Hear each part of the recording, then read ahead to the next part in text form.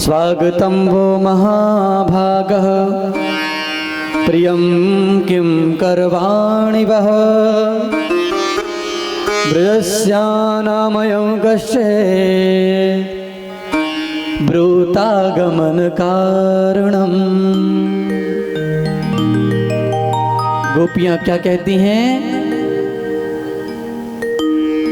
कन्हैया बोले, आओ गोपियां आओ, आपका स्वागत है, आप यहाँ पर पधारी हैं। आज सभी गोपियां बड़ी प्रसन्न हैं। आज हमें कन्हैया का अंग संग प्राप्त होगा, जिस कन्हैया को पाने के लिए हमने 1 माह तक कार्तिक महीने में कात्यायनी माता की पूजा की थी।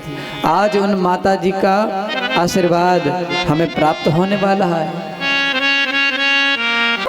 आज सारी गोपियां कन्हैया के पास पहुंच गई और कन्हैया के पास पहुंचकर सभी गोपियां आज प्रसन्न हैं। चलो भगवान हमें प्राप्त होने वाले हैं। कन्हैया ने सभी का स्वागत किया। स्वागतम वो महाभाग, आप सभी का स्वागत है गोपियां, जो आप यहाँ पर पधारी। लेकिन आप लोग आई क्यों हो, मुझे ये समझ में नहीं आ रहा है।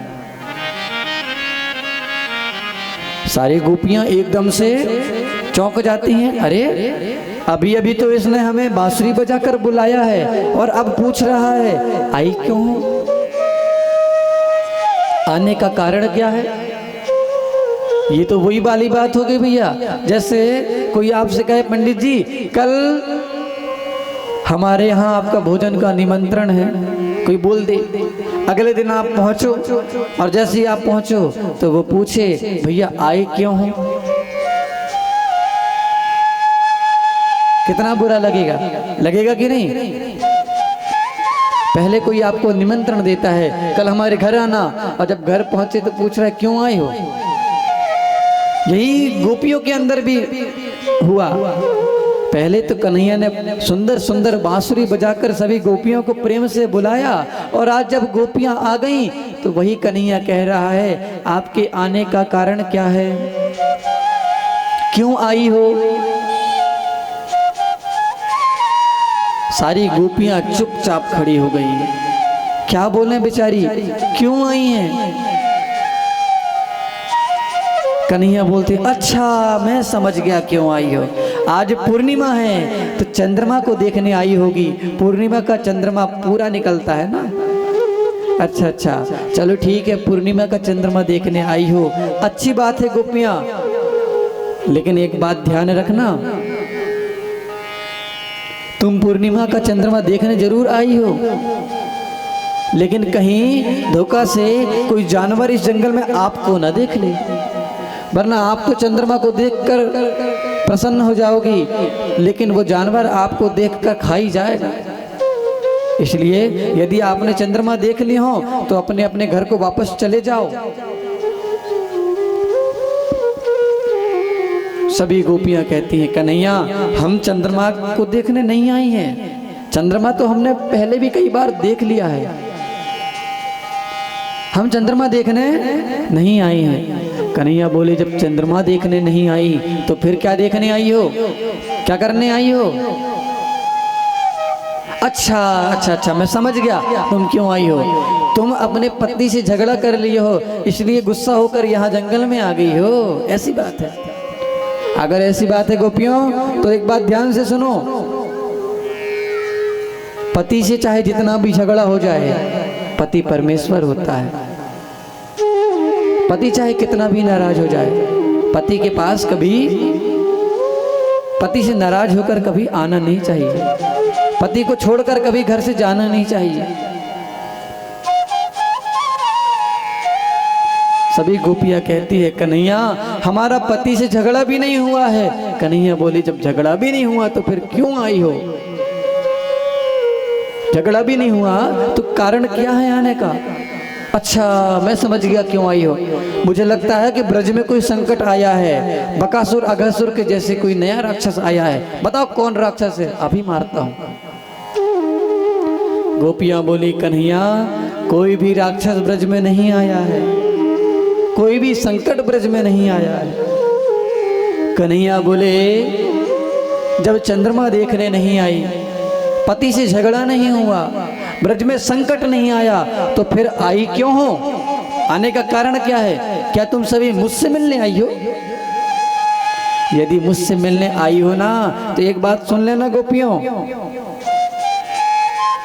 अपने पति के अलावा किसी पर पुरुष को देखना तो दूर, उसके बारे में सोचना भी पाप होता है। उसके बारे में सोचना भी पाप होता है। और तुम तो हमारे वृंदावन नंदगांव की नामचीन गोपियां हो, ब्रज की नामचीन गोपियां। तुम्हारा परिवार पूरे ब्रजमंडल में जाना जाता है। तुम सब गोपियों को इस प्रकार अर्धरात्रि में अपने पति को छोड़कर किसी पर पुरुष के पास आना शोभा नहीं देता। इसलिए जाओ, सभी जाकर अपने अपने घर में विश्राम करो। एक गोपी दूसरी गोपी से बोलती है, बहन जब से हम यहाँ आई हैं, जो कन्हैया हमें प्रवचन पे प्रवचन सुनाते जा रहा है, बहन जब तक हम इन्हें कुछ सुनाएंगी नहीं, ये ऐसे ही बोलता रहेगा। जब तक किसी के उत्तर का प्रत्युत्तर ना मिले,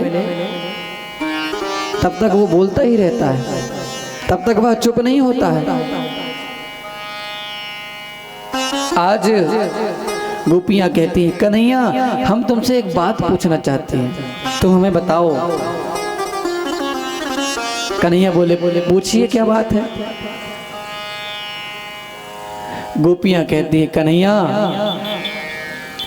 एक पतिव्रता स्त्री थी, वो प्रतिदिन अपने पति की पूजा किया करती, बिना पति के पूजा किए ना तो वो भोजन करती न जलपान ग्रहण करती। प्रातः काल उठकर स्नान करके पहले भगवान की और अपने पति की पूजा किया करती, उसके बाद दूसरा काम। एक दिन उसके पति को किसी काम से कहीं जाना पड़ा, कुछ दिन के लिए जाना पड़ा। पत्नी ने पूछा, मेरा नियम है आपकी पूजा करके भोजन करना, आपकी पूजा नहीं करूंगी तो फिर कैसे मेरा काम चलेगा? मेरा तो धर्म भ्रष्ट हो जाएगा, धर्म नष्ट हो जाएगा। उसके पति ने कहा,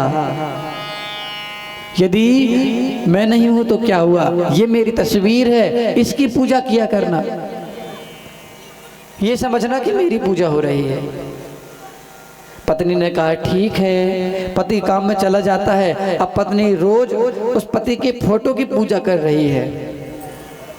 कुछ दिन के बाद पति लौटता है, तो जिस समय पति लौटकर दरवाजा खटखटा रहा होता है, उसी समय वो पत्नी अपने पति की पूजा कर रही होती है।